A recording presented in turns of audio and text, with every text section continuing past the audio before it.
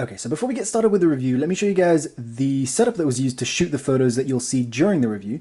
So it was mostly the 5D Mark III and the Samyang 35mm lens, and using the triggers from Godox and Yongnuo, depending on what worked better. And the lighting was diffused with this for a few photos. For a few photos, it was bounced off the wall and ceiling and stuff like that.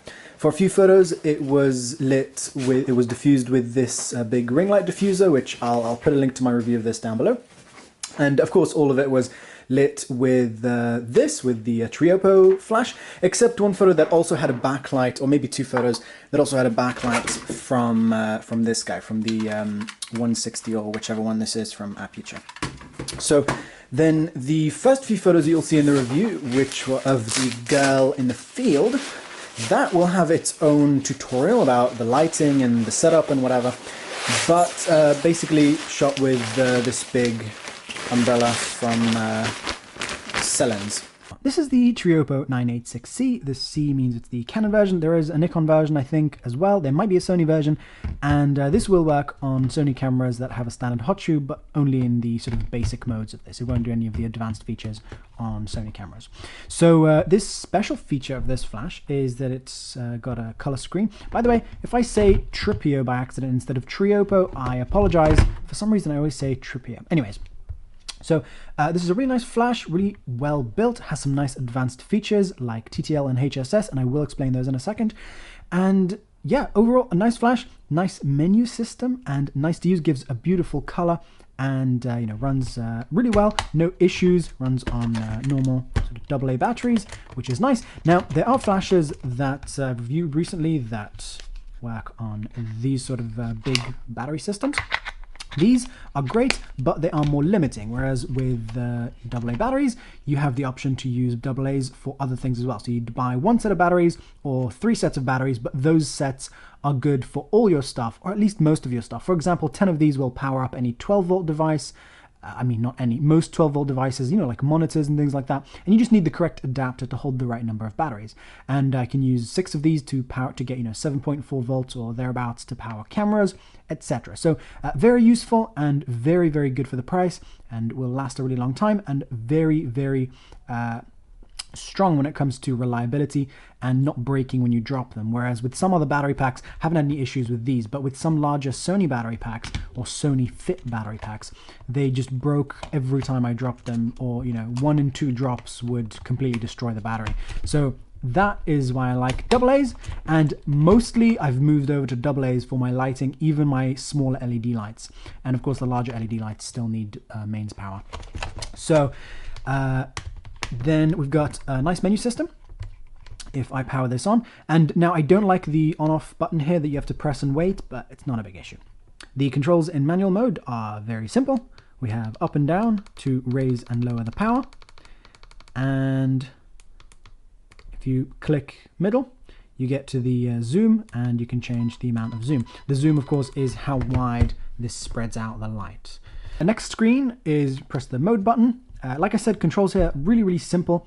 And okay, so this is multi-mode, where we have basically it's strobes, so it goes off multiple times in one exposure. So that's going to do some really cool effects. So we have frequency here, anywhere from 1, which would be 1 hertz, would be 1 flash in 1 second. So if I press down to the one I want, and then left right to adjust. So one thing I think would be great here is if this could adjust a little more quickly, because right now when I'm holding things down, it does take a while before it gets to the number that I want. And then, okay, so I've selected 1 hertz, so now that would be 40 times at 1 hertz, so 1 per second. And the number of times that I can do that will really depend on the power and the frequency. So right now I'm limited to 40, but I can go less. So that would look like this. So if I hold it down, it's 1 per second, or if I, and you know, you would use that possibly if you were doing a really long exposure, but quickly 17 times a second. And this does have overheating protection, so you can basically fire away until it tells you that you need to wait for it to cool down. So let's take a look at that a little quickly, like maybe 150. So that's 150 times, and then that's done that 40 in a very short amount of time. So that's at minimum power. If you go up to a higher power, then you'll be able to do it less times total per shot. And of course, we have the zoom here as well, and the f-stop, which won't show up until you've connected it to the camera, and of course with a lens that communicates with camera. So this is a Samyang lens, which has no camera connections, no electronic connections. Now, here's something that really annoys me. When you're in the wireless screen, this little laser right here will start flashing. And even though it's a somewhat diffused laser, as you can see, it's sort of spread out. The reason for this is it's a focusing assist light. So basically when you half press the shutter or when you go into wireless mode, this will just start going off like that. And that is to help your camera focus. And I don't know why it flashes in wireless mode. I guess it's just to tell you that you're in wireless mode. I don't know. But basically, there is not a chance in hell that I am going to remove this sticker right here, because which I put on here. It's just a piece of gaffer tape. So I do not want to give my clients or anyone on the street or whatever, I'm not willing to risk giving someone eye damage because the company that makes this decided to put a stupid laser on their flash. That is ridiculous for them to put a laser on the flash, and I don't know who came up with the idea, but they are doing it on lots of other flashes as well. I think 3 of mine have this laser. So really not happy with that. I don't know for sure that it's dangerous, but there's not a chance in hell that I'm going to risk it. So yeah, and also, I mean, it's really stupid that it flashes as well, because, you know, you take it out of the box, put it in wireless mode, and then you could, you know, just accidentally get this directly in your eye or whatever. I am not happy about that, but whatever. Take a piece of gaffer tape, cover it up, which basically means this flash doesn't have a usable focus assist light. Now, focus assist light, the reason why you might have that is so that when your camera is trying to autofocus, you'd have a little bit of light to help it autofocus. And a laser, the improvement of a laser would be that it would go a very long distance so that your camera can focus for much longer distances in the dark. But there's no way that I'm going to be using that around people or just by myself. No way. No way. So next up, the wireless mode, fairly simple here. We've just got several different modes depending on how you want to connect. So, you know, there's slave modes, which listen out or look out for other flashes going off and then go off at the same time as other flashes, and other wireless modes that will listen for communication from cameras via these sort of things. And you don't have to be in wireless mode to use these triggers. So next mode is e-ttl, and you'll notice that each mode doesn't have multiple screens like I thought it might. It's actually a fairly simple menu system. So TTL means that the camera would look through the lens and decide what the correct exposure is for the flash. Now, unfortunately, this on any third-party flash, as far as I know, isn't as accurate as an actual Canon flash. And the same goes for all my other non-brand flashes. They are not usable in TTL mode if you have to get the shot. Compared to Canon, where most of the time they're going to get your exposure correctly, these are less reliable. So yeah, so it's TTL, but only sort of TTL, which, like I said, goes for pretty much all non-brand flashes that I know of. Now, when you're in TTL mode, you don't have control over the exact power output, but you do have control over the exposure compensation. So you wanted to say, let's say, for example, right now I've gone to +3 stops, so this will expose 3 stops brighter than it thinks would be the correct exposure. And of course we still have control here for the zoom, and if we press up and down, then we can get bracketing. So this means that the shots will actually be different in value. So for example, now this would be 3 stops difference, so it would flash once weak, once medium strength, and once very bright, you know, in a difference of 3 stops between each one. So that's a nice feature to have for various reasons, either if you want to get various exposures and put them together in order to create sort of a HDR sort of thing, sort of a merged photo, or if you're not sure of the exposure that this is going to give, so, you know, you take 3 photos and each one of them would be a different value and one of them would be correct, or at least close to correct. So yeah, really nice feature to have, and you can also do that in camera as well via the camera's bracketing, but the camera's bracketing will bracket the camera's exposure, not the flash's exposure. Now the flash itself is built very similar to most other flashes, pretty nice. So I've got some sync ports right here, easy to move around. It doesn't lock, like these here don't do anything, and some people like that, some people don't. Actually, I prefer the ones that don't lock like this. I just find it, you know, it doesn't move out of position on its own when I'm walking around, and it's just easier for me without having to press buttons. Now let's take a look at what comes with this in the kit from FitTech, and you can also buy this separately without the kit, so just the flash. So it comes with this little diffuser. I don't use diffusers like this. I use either an umbrella, or I bounce this off a wall, or I use it wirelessly, or whatever. I just mostly don't use this. I guess it's nice that it's included, and some people will use them, but just personally I don't. It comes with a couple of these triggers, which I'll take a look at in a second in more detail. It comes with a little thing like this, which is basically a strap and a thing that connects to the strap. So a strap that goes around there, which holds really well. It's got a really nice rubbery material there, so it doesn't slide off. And so put it on tight like that, and then this thing. So that, it doesn't fit very well, but it's fine. It's good enough. And the thing is with this, I would have preferred a system that allows you to slide it into the case together with this, because with this it just gets stuck, either trying to pull it in or pull it out. Mostly it just won't go in very easily. So that would have been nice to have. Of course, you could use this as a gel holder too. So you'd put the gel in and then put that on there like that. So you don't have to use that as a gel holder. And it does come with a bunch of gels. So not a huge selection of colors, but you know, enough. You know, it's not not something I would complain about. You know, I'd be happy shooting with these, but there are larger selections of colors. Now they come with 5 of each color, if I'm not mistaken, which is good, because then you can use, you know, maybe you want just a tiny bit of orange, or you could stack them to get lots of orange.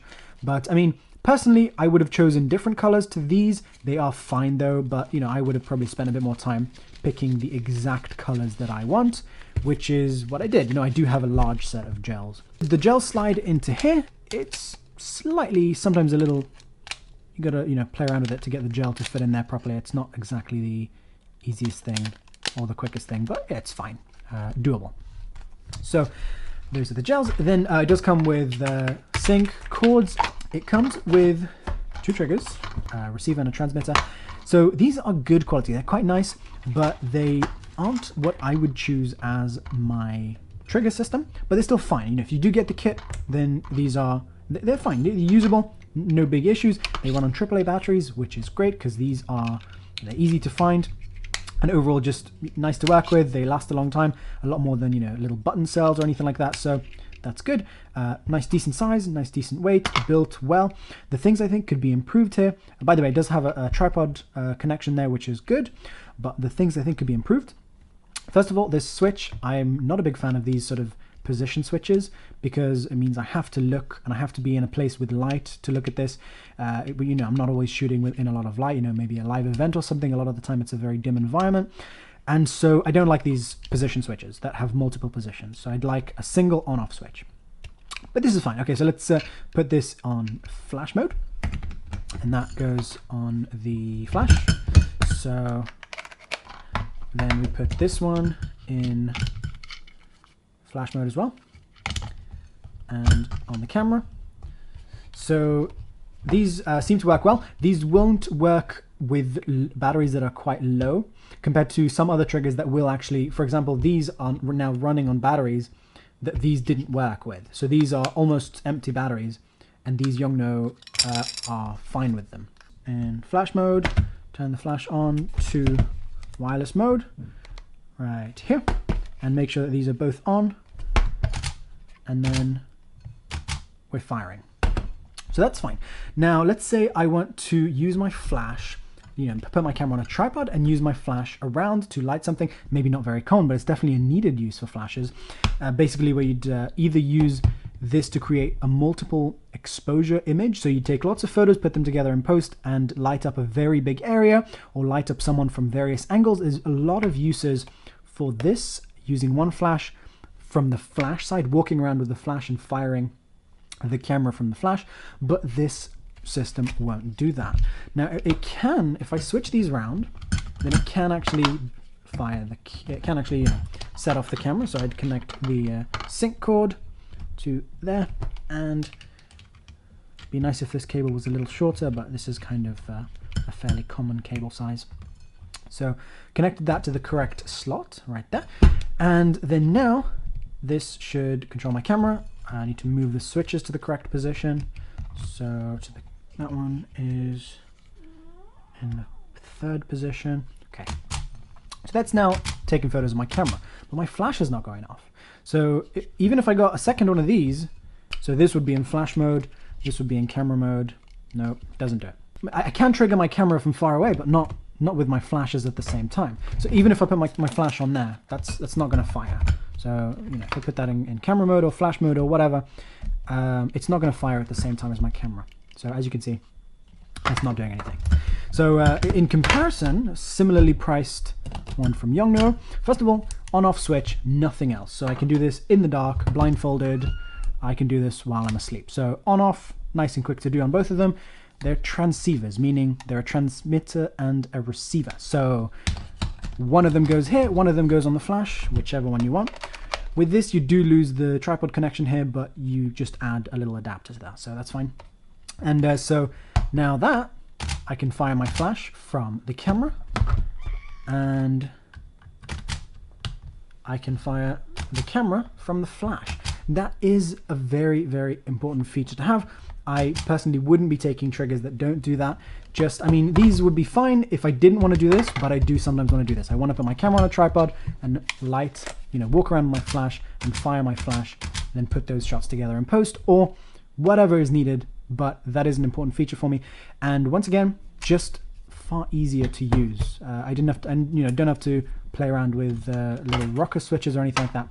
Okay, so in conclusion, I think this is a really nice Speedlite. It's giving you a lot of really nice features for the price. It's really nice to work with, really quick to work with, giving me beautiful lights in the images, and overall just very, very decent. And now the things I think could be improved here, like I said, the on-off switch would be better as a switch, the laser should be removed, and the screen, it would be great if that had more information, because right now it does have more information than most other flashes, but they really could take advantage of this and display tips here, maybe not shorten the words, so arrange the screen a little better so that they don't have to shorten the words. And like I said, give tips, maybe give a little bit more information about what each mode does or what each actual option does within the different modes.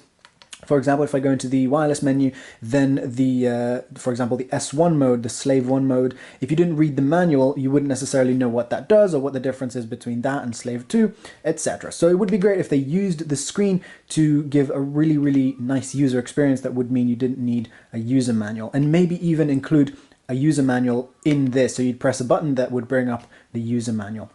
So overall, really nice, and yeah, I'm happy with it and definitely recommended, but I would say maybe get it on its own because the kit this came with was not really ideal for me. I would say I would prefer this plus some triggers from Yongnuo or something like that.